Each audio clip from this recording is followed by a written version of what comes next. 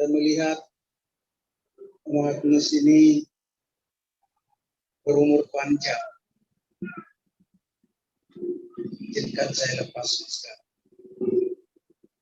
Tidak semua orang dalam dunia ini akan menjalani usia yang panjang sampai lanjut. Aisyah tadi bilang ada yang lebih muda dari saya sudah duluan dipanggil. Ada yang lebih tua dari saya sudah duluan. Kapan giliran saya? Kita tidak tahu. Tapi memang ada yang sangat cepat dipanggil, tidak sampai umur seperti ini. Alkitab dalam Mazmur 90 katakan, masa hidup kami 70 tahun, kalau kami kuat 80 tahun. Itu pun berlalunya buru-buru dan kami melayang lenyap. Ini 86 tahun, wow, luar biasa. Saya tidak membayangkan apakah bisa. Kepada anak-anak saya bilang, kalau Tuhan masih memberi kesempatan untuk saya hidup 20 tahun lagi, ini yang akan saya buat. Saya sedang gambarkan kepada mereka, ceritakan selama 2 tahun terakhir ini. Bapak Ibu, saudara yang dikasihi Kristus, kalau kita bertanya mengapa ada orang meninggal begitu cepat, ya bisa karena kecelakaan, itu mungkin caranya. Ada yang karena sakit dan tidak tertolong. Ada yang karena dibunuh atau bunuh diri. Ada yang karena digugurkan dalam kandungan. Ada yang mati dibunuh karena imannya kepada Yesus. Itu cara-cara orang meninggal. Kita tidak tahu kenapa begitu cepat. Banyak hal kita tidak bisa ketemu jawabannya di dunia ini. Itu misteri Tuhan. Tapi ada ayat-ayat dalam Alkitab, misalnya Amsal 10 ayat 27 bilang, takut akan Tuhan memperpanjang umur. Kita perlu pegang ini. Saya melihat Agnes ini takut akan Tuhan. Takut akan Tuhan memperpanjang umur. Tetapi tahun-tahun orang fasik diperpendek. Ya, ada yang memang diperpendek. Salah dia karena memang ngebut-ngebutan di jalan lalu jatuh mati mungkin.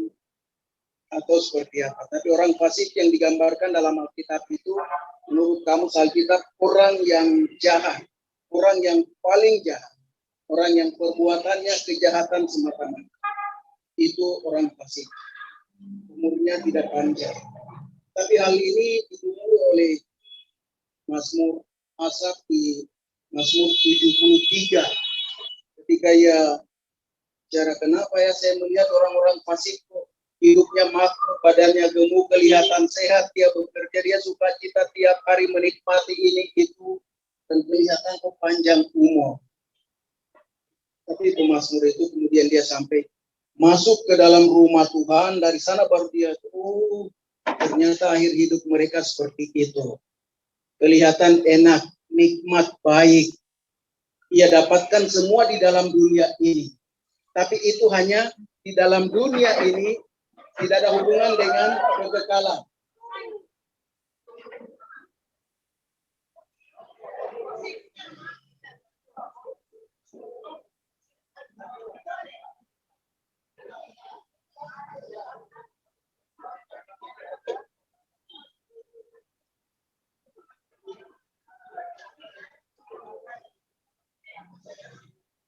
Mari Bapak Ibu sambil berjaga-jaga kita duduknya.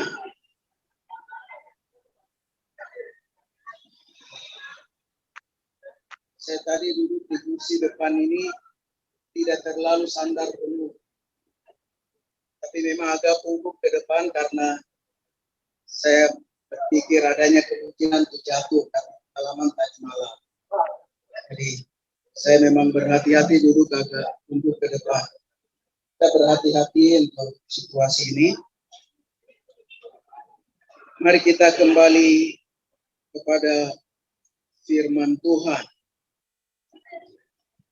Tidak semua orang akan mengalami umur panjang.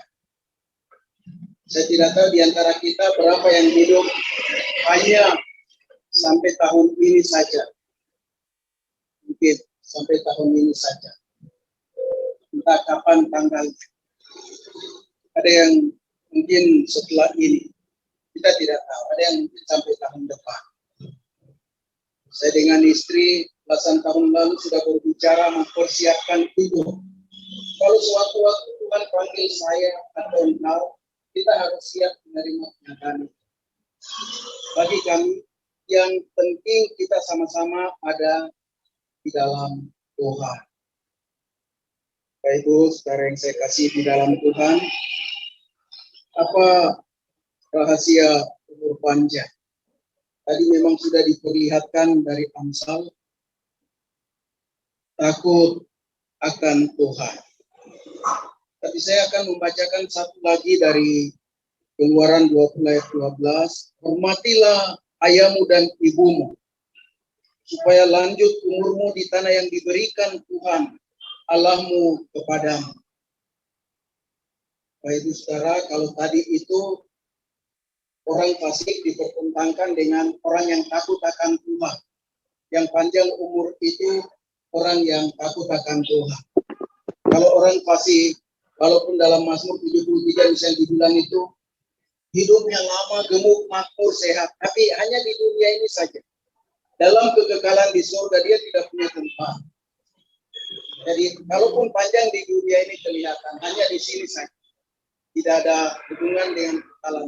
Kekekalan dia di neraka, bukan menikmati yang itu. Yang pertama, takut akan Tuhan itu melakukan yang benar sesuai dengan apa yang Tuhan mau dalam firman. Hal yang kedua, menghormati orang tua. Hormatilah ayahmu dan ibumu supaya lanjut umurmu di tanah yang diberikan Tuhan Allahmu kepadamu. Ketika kita mendengar Sophie bersaksi berbicara tadi tentang ini, saya menyerap itu semua dari mama saya. Wah, itu luar biasa. Kita sebagai orang tua perlu sekali berhati-hati dalam berkata, sikap, perbuatan kita. Saksian tadi itu menunjukkan anak-anak di sekeliling kita melihat seperti apa kita hidup. Apakah kita berdoa, membaca Alkitab, kita beribadah, kita memang bekerja dengan jujur, tulus, takut akan Tuhan, dan seterusnya. Semua nilai-nilai ini diserap oleh anak-anak kita.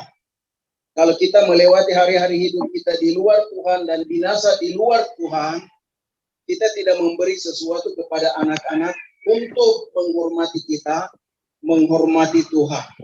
Mereka dapat menghormati Tuhan, hidup takut akan Tuhan ketika mereka menghormati orang tua yang kelihatan. Alkitab sangat menunjuk akan hal ini. Saya bisa bacakan sekian banyak ayat untuk menunjukkan bahwa hormat kepada orang tua ditaruh di tempat pertama. Tempat pertama untuk semua aturan hubungan dengan sesama manusia. Hormat kepada Tuhan itu tempat teratas. Dihormat kepada orang tua ditaruh tempat pertama dalam hubungan dengan sesama.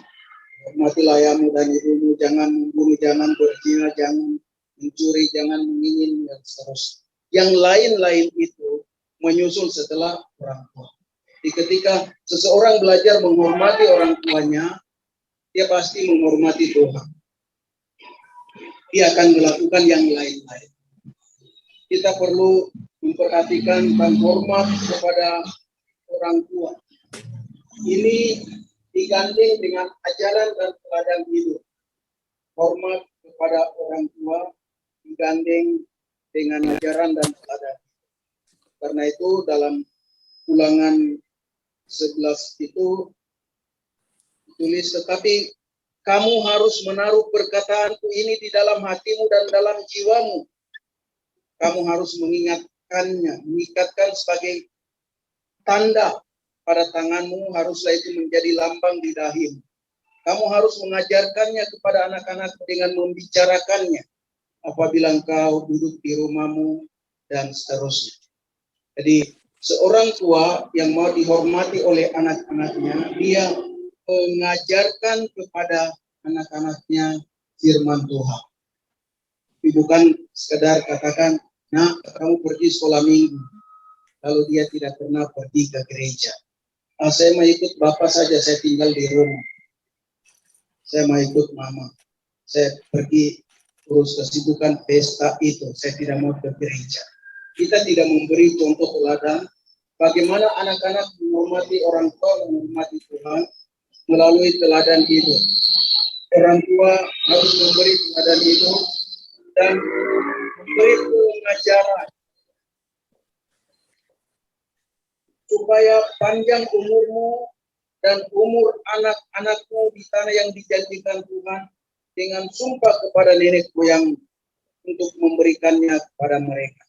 Selama ada langit di atas bumi. Jadi panjang umur itu untuk orang tua yang percaya kepada Tuhan, takut akan Tuhan, yang mengajarkan anak-anaknya melakukan firman Tuhan. Tapi panjang umur ini juga untuk anak-anakmu. Kalau anak-anak menyimpang ke kiri ke kanan, tidak berjalan di dalam takut akan Tuhan, melakukan firman Tuhan, mereka tidak berumur panjang. Mereka harus memperhatikan nasihat dan ajaran firman Tuhan. Kepada ini dikatakan begini dalam 1 Raja-Raja 3 ayat 14, dan jika engkau hidup menurut jalan yang kutunjukkan dan tetap melakukan segala ketetapan dan perintah sama seperti ayahmu Daud, maka aku akan memperpanjang umurmu. Tuhan bilang kepada Salomo, kalau kamu mengikuti segala ketetapanku dan perintah, ini firman Tuhan. Dan ya, sama seperti ayahmu Daud. Daud itu hidup sampai lanjut umur meninggal. Maka aku akan memperpanjang umurmu. Bapak Ibu Saudara, apalagi yang mau kita cari dalam dunia ini? Nah, banyak. Pertanyaan saya ini bisa dijawab banyak Pak Pendeta. Tapi saya mau bilang, mari kita cari dahulu kerajaan Allah dan kebenarannya. Tuhan dan firman. Yang lain-lain yang mau kita cari, Tuhan akan tambahkan. Ini rahasia untuk menuju umur panjang, baik kita maupun anak-anak kita. Karena ini kunci untuk hidup umur panjang dalam Tuhan. Amsal 3 ayat 1 dan 2 katakan begini. Hai anakku, janganlah engkau melupakan ajaranku, dan biarlah hatimu memelihara perintahku. Karena panjang umur dan lanjut usia, serta sejahtera akan ditambahkannya kepadamu. Ayat 16, umur panjang ada di tangan kanannya, di tangan kirinya kekayaan dan kehormatan. Kepada siapa dikasih umur panjang, kekayaan, kehormatan? Anak-anak yang memperhatikan ajaran dan nasihat orang tua. Orang tuanya hidup dalam firman Tuhan, menasihati dan mengajarkannya kepada anak-anaknya. Anak-anak kita mengikuti mereka umur panjang, sehat, kuat, kaya, ada kehormatan. Nah, kehormatan itu berkaitan dengan nama baik.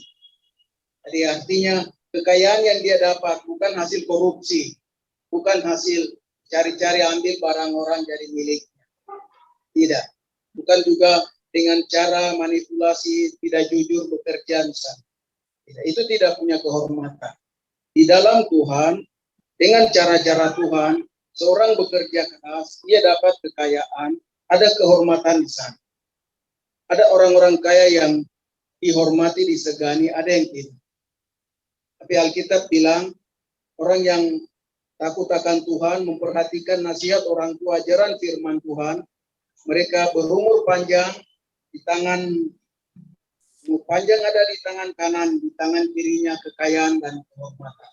Artinya, apa yang sebenarnya diidamkan untuk dinikmati di dalam dunia ini cukup ada padanya, karena Tuhan memberkatinya.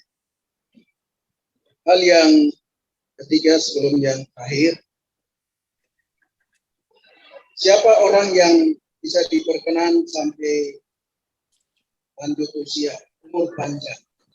Di dalam Mazmur 91 dikatakan begini, ayat 16, dengan panjang umur akan kukenyangkan dia, dan akan kuperlihatkan kepadanya keselamatan daripadaku. Mazmur 91 ayat 16. Dengan panjang umur akan kukenyangkan dia, dan akan kuperlihatkan kepadanya keselamatan daripadaku. Sebenarnya orang yang disebutkan dalam Mazmur 91 ini adalah orang yang menjadikan Tuhan tempat perlindungan. Tuhan adalah sandaran andalan.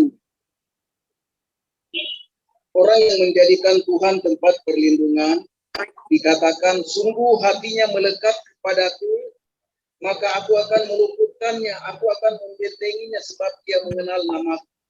Jadi orang yang menjadikan Tuhan tempat perlindungan itu melekat pada Tuhan, mengenal nama Tuhan, Tuhan membentengi dia. Tentang seruan doanya dikatakan ayat 15, bila ia berseru kepadaku, aku akan menjawab, aku akan menyertai dia dalam kesesakan, aku akan meluputkan dan memuliakan. Dengan panjang umur akan kukenyangkan dia, dan akan kuperlihatkan kepadanya keselamatan daripada. Bapak Ibu Saudara sedang pergabungan yang saya kasih dalam Tuhan. Kalau kita menjadikan Tuhan tempat perlindungan dalam masalah, ancaman, tantangan, apapun itu, kita bisa berseru kepadanya. Tuhan dapat memberikan kelepasan, bahkan umur panjang. Terakhir, tentang umur panjang dan kehidupan kekal, itu kita nikmati dalam penggembalaan Tuhan. Karena Tuhan menggembalakan, melihara kita. Di dalam Mazmur 23, Mazmur gembala, kita mengenalnya Tuhan adalah Kepala. Tapi mari kita perhatikan kata-kata terakhir. Tidak hanya bicara tentang umur panjang, kenikmatan kita, sejahtera yang kita dapat di dalam dunia. Dia berbicara tentang kekekalan. Kebajikan dan kemurahan belaka akan mengikuti aku seumur hidupku, dan aku akan diam dalam rumah Tuhan sepanjang masa. Kita melihat kata sepanjang masa, bahasa Ibrani itu memang menunjuk kepada kekekalan. Di kehidupan orang percaya, orang yang takut akan Tuhan, orang yang hormat kepada Tuhan, orang yang memperhatikan ajaran firman Tuhan, orang yang mengandalkan Tuhan, jadikan tempat perlindungannya dalam masalahnya, berseru kepadanya. Orang-orang seperti itu bukan cuma menikmati kebaikan di dalam dunia ini. Mereka juga akan menikmatinya di dalam kekekalan.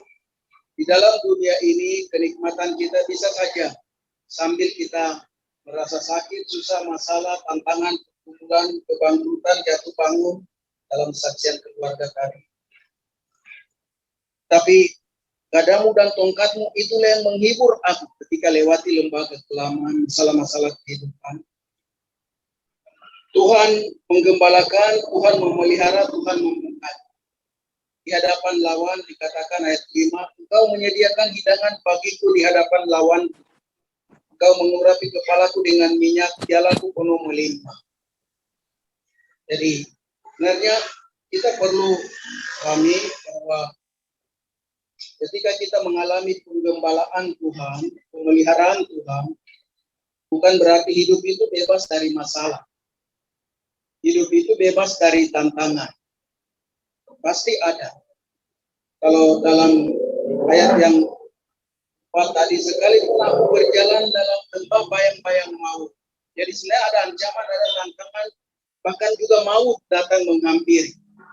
Tapi Tuhan melindungi. Kadang dan tongkatmu itulah yang menghibur aku. memelihara, Tuhan menjaga. Jadi menikmati hidup dalam Tuhan itu bukan tidak ada tantangan. Kalau kita tahu pada waktu 10 tahun lalu kita mau sidang sinode dan rapat yayasan di Cenoma, salah di Jakarta. Oma Agnes ini jatuh dan kita tahu memang tulang kaki ini, paha ini patah. Waktu itu saya ingat ketika kita mengunjungi, saya lihat Oma duduk tenang sekali. Saya tidak melihat seperti mau mengeluh atau menjerit seperti apa. Tapi untuk orang tua yang kira-kira waktu itu berumur 76 tahun, ya saya membayangkan itu, ini Oma ini mungkin sudah akan duduk terus ini. Mungkin seperti ini akan menjalani hidup hari-hari terakhirnya. Mungkin sudah tidak akan beribadah lagi bersama kami di gereja. Ibu saudara bisa lihat, Tuhan gantikan kekuatan, hati yang baru, dan dia masih bisa beribadah bersama kami sampai saat-saat terakhir karena pengobatan, karena bersama keluarga dan Tuhan. Di dalam Tuhan, ketika kita belajar taat setia mengikuti Tuhan, bukan tidak ada tantangan. Walaupun melewati lembah kekelaman, kadamu dan tongkat untuk menghiburan, Tuhan menjaga, Tuhan memelihara. Di hadapan lawanku engkau menyediakan hidangan bagiku. Sebenarnya perlengkapan kecukupan dari Tuhan terus ada di setiap hidup kita. Bukan hanya di dalam dunia ini, bahkan sampai kekekalan. Karena itu Daud dalam Mazmur ini, kalau saya bacakan, kebajikan dan kemurahan belaka akan mengikuti aku seumur hidupku. Untuk Agnes ini ya selama 86 tahun. Itu seumur hidup. Tetapi kalimat berikut berbicara tentang hidupnya setelah kita tutup peti dan antar. Atau ketika Tuhan memanggilnya beberapa hari yang lalu. Katakan, dan aku akan diam dalam rumah Tuhan sepanjang masa. Kekal selama-lamanya. Home, itu bahasa Ibrani. Bukan tempat yang tidak pernah ada batas. Waktu yang kekal itu ia masuk. Bersama Tuhan yang menyediakan tempat bagi. Tadi kita menyanyi, dia menyediakan bagiku di surga tempat yang indah dan senang. Sungguh bahagia bila percaya dia Yesus. Dia tempat Tuhan Yesus sediakan jika kita meninggalkan dunia ini, dia membawa kita ke surga. Karena itu untuk setiap anak cucu dimanapun kita berada, dekat atau jauh, bisa hadir hari ini atau tidak, taruhlah hatimu di dalam Tuhan dan firman-Nya. Ajarkanlah anak-anak takut akan Tuhan. Biarkan mereka menghormatimu dan memperhatikan ajaran dan nasihat darimu sesuai dengan firman Tuhan. Itu rahasia umur panjang, bukan hanya di dalam dunia ini. Ketika meninggalkan dunia ini, kita akan bersama dengan Mama Agnes di kekekalan di dalam surga. Tuhan Yesus sungguh ajaib.